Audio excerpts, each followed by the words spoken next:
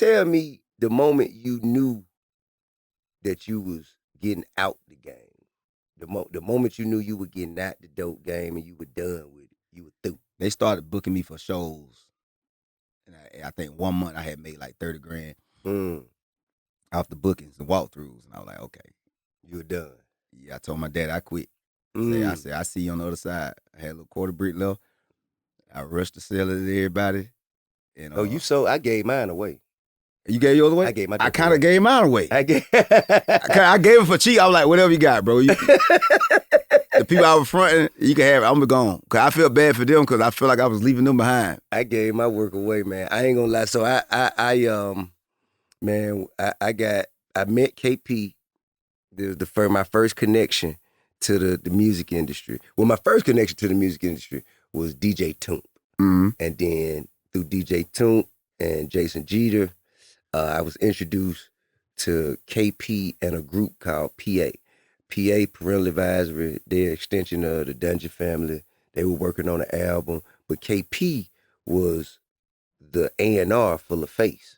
So he the one who took Usher to JD. And you know what I mean? So, he had a position over at LaFace. He just happened to be a member in that group.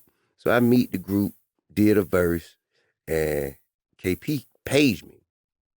And I used to ride my bike up and down Bankhead, man, selling dope. And I remember going to the payphone, like, man, yo, somebody pays tip. Like, yeah, this is a LaFace record. And I'm like, who wants some dope at LaFace record? And I was like, man, this tip, who paid me? And they said it might be KP. So KP said, hey, man, I was just hearing you. We met the other night at the studio, man. I want to see. We going to L.A. And wanted to see if you wanted to come with us. I'm like, us? Who is us? He was like, well, it's going to be me and Youngbloods, Goody Mob, Outkast, Cool Breeze. But I say, hold up. Let me check. Let me see. I was like, God damn. Yeah, I think I can make it. I think I might be all right. So between that phone call and the time that I had to go, I had to, I told my man, I wasn't buying but 4.5 at the time. Yeah. So I was like, man, here, man, there you go. I'm going to pay for one and give me another one on top of that. So he gave me a 9. And I was hustling. I had enough set aside. So when I came back, I could sell it and give him the rest of the money. And so I went to LA, bro, and they had me on stage at the Source Awards rapping Cool Breeze part on Watch for the Hook in the camera blocking. Because Cool Breeze, he drove from Atlanta to LA. So he didn't make it there the day before the taping. He just, he got there when he got there. And they were like, who gonna do Cool Breeze part? I said, I know it. You know what I mean? Had me freestyling on the tour bus with CeeLo and Andre and smoking in Big Boy Room with Big. And man, I got home. I said, I ain't never touching no dope, man. I say, man, here, you can have it. I think I gave it to Matt Bone. I was like, man, you can have that shit, bro. And I told the dope man, I say, bro, I'm going to give you your money back, but I'm going to do this rap shit, and I don't want to fuck nothing up. And he was so player. He say, bro, as long as you doing that rap shit, man, you ain't got to pay me back. You get back in the game, I want my money. But as long as you doing that, you straight. And that was the last time I touched some dope. Dang, that's real, boy.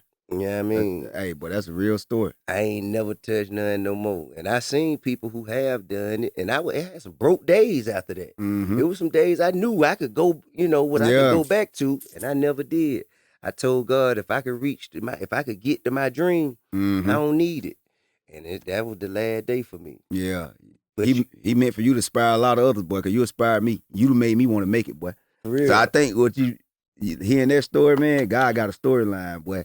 He used you to touch your kind of person. Yeah. You know what I'm saying? Everybody, I feel like at your level is your kind of person that you gonna touch. Right on. Yeah, but I'm telling you, boy, if it weren't for you, boy, I'm telling you, because it was a lot of haters. It was a lot of haters in them times. But you was the only one rapper that I said, yeah, he talk about guns, but his main subject, he like that money. He got them women. That's my type of rapper. You get violent if you have to. I don't like the rappers who start off. I'm just walking to the club and shoot you. You say, I'm gonna shoot you if you bother me. That's what I want. Boy, listen here, boy. You don't, boy. Remember, boy, you never know. You never know who you're touching, boy. Hey, but man. I'm telling you made me really turn up on the Country Wayne thing. I had gave up on being a star. Why? Because I was like, man, I had them kids already, and my son was good at baseball. I said, man, I'm gonna push him through baseball. Right. I gave up, but boy, when I seen that Whatever You Like video, and I was in them work clothes at Georgia Power smelling like oil, I said, oh no, I gotta get back. You was just too clean, man. That video there, you messed up a lot. Let me tell you something. Hey, you should have made that video of everybody who got a job. That's my boy, man, my boy Black. I'm gonna let you meet him one day. He from Macon. Yeah. Shout out to Bloody Black. I seen that video. Yeah. I told my baby mama, I said, I gotta get back on my Country Wayne, dog. Then you were fresh to my, you walk into the restaurant in the middle of the day, giving a girl $100 tip. Tell you got some hot wings. I say I ain't got no hot wings. I'm like, man, what? They on a jet? You can have whatever like. She happy. I'm like, my girl ain't that happy. I gotta get some money. I gotta go back. Hey, I gotta get back on the start show, boy. Hey, that video there, boy. Yeah. Boy, you looked too free. Hey, man. Now, okay, so that's funny.